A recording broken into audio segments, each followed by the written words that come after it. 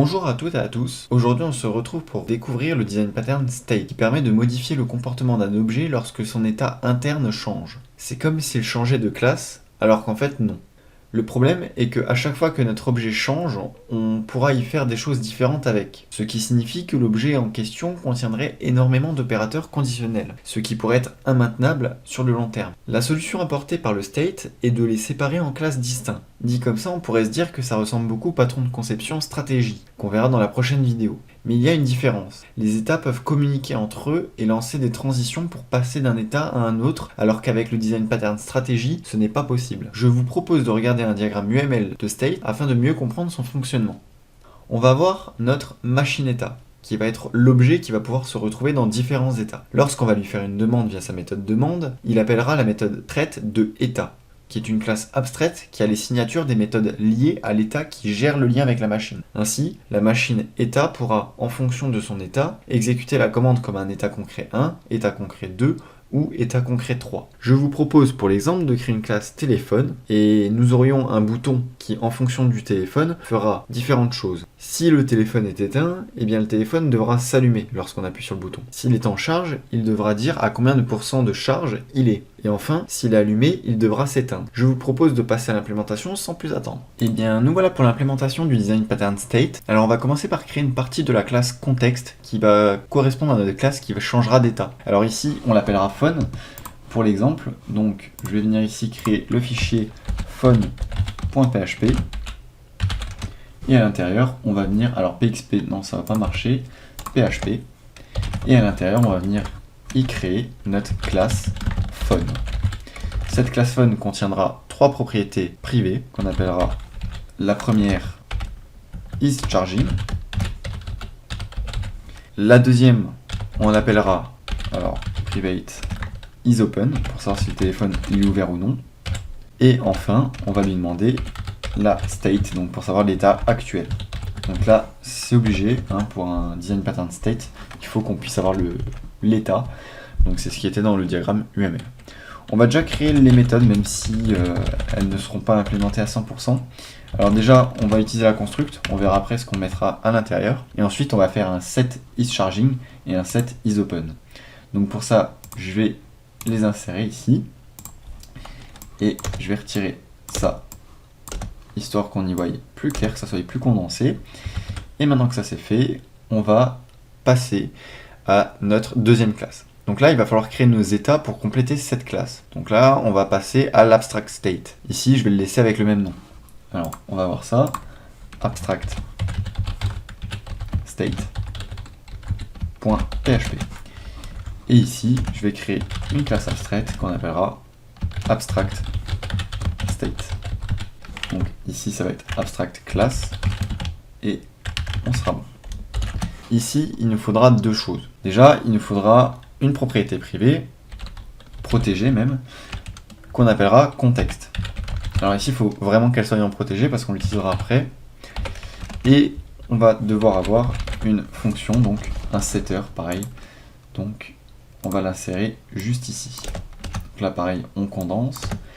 Et maintenant qu'on a ça, on va créer aussi notre abstract function. Donc ici, ça va être button. Et ce sera une fonction qui sera publique. Voilà. Donc maintenant que notre méthode public button est créée, on va créer les trois états qui exécutera le bouton différemment. Alors, je vais créer le premier état et puis après on va copier-coller comme on a l'habitude de le faire. Vu qu'ici ça bouge pas énormément, ça va être juste du texte. Alors, ici on va l'appeler phone charging. Donc quand il est en train de charger, .php. Donc là, pareil, je vais recoller ça. Je vais créer ma classe phone charging. Et cette fois-ci, elle va extendre. Du coup, elle va extend de notre classe abstract state. Et dans notre abstract state, on va venir, donc dans cette classe-là, donc dans phone charging, on va venir créer une méthode qui comportera notre méthode abstract button. Donc ici, ça va être ça.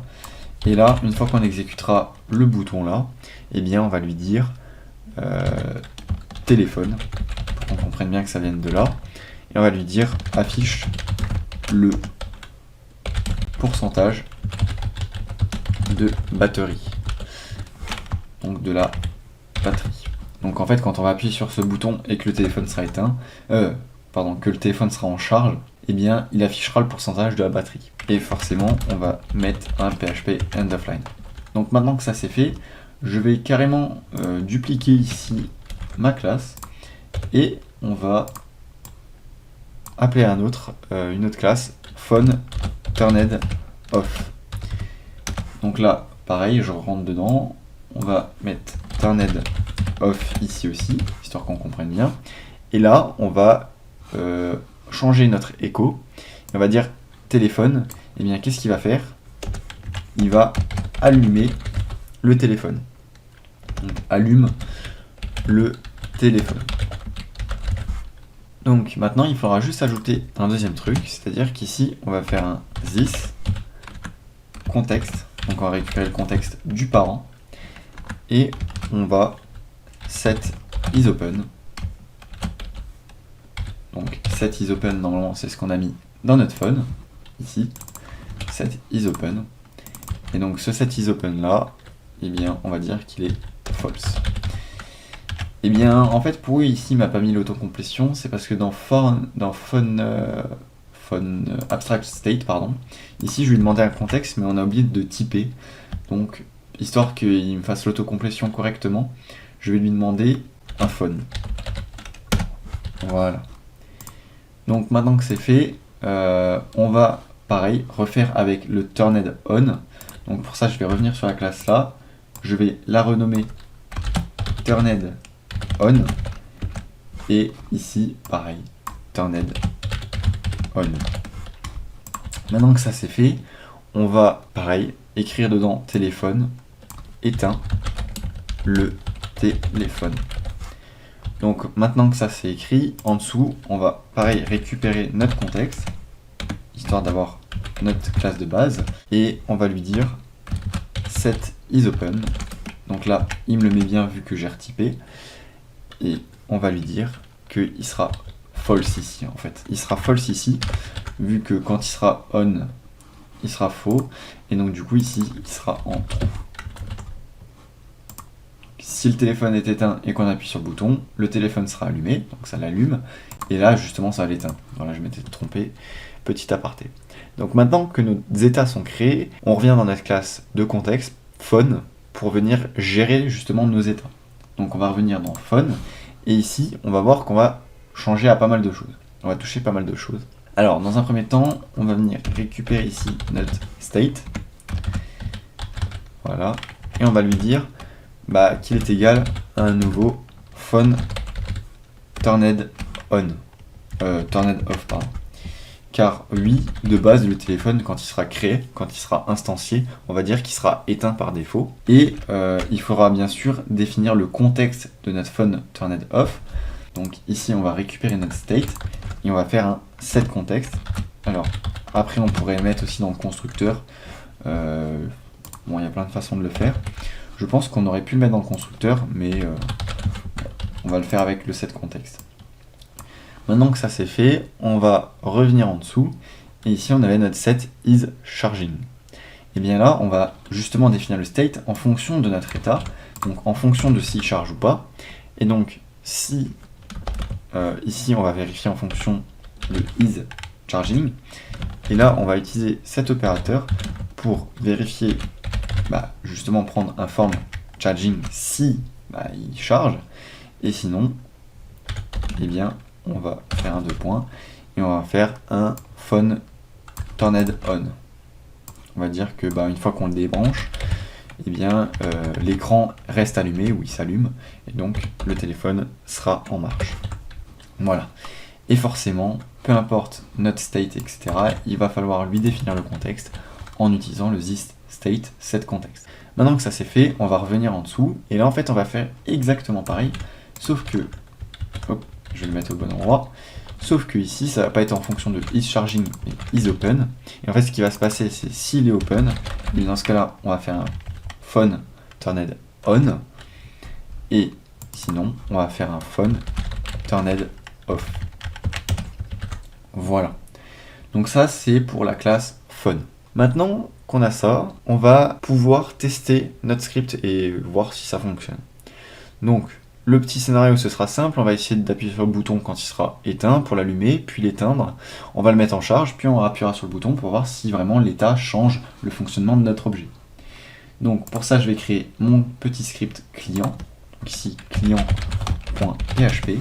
Et dans ce script client, je vais forcément coller comme à chaque fois, histoire qu'on soit dans le même namespace, etc.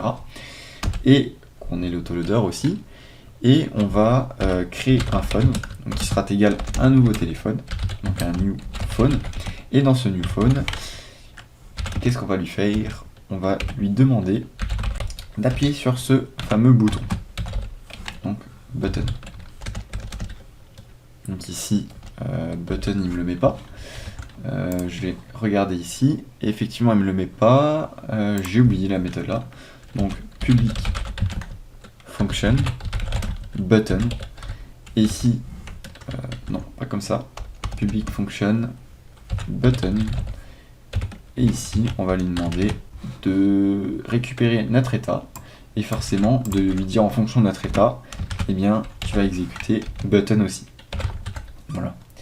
Donc maintenant que ça c'est fait, ici, il devrait me le proposer, button, et on va appuyer une fois pour l'allumer, une fois pour l'éteindre.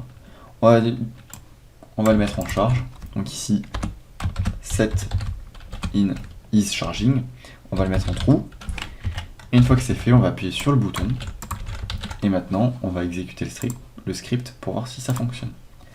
Donc, un cd app/state, et là, on va venir exécuter notre PHP client.php.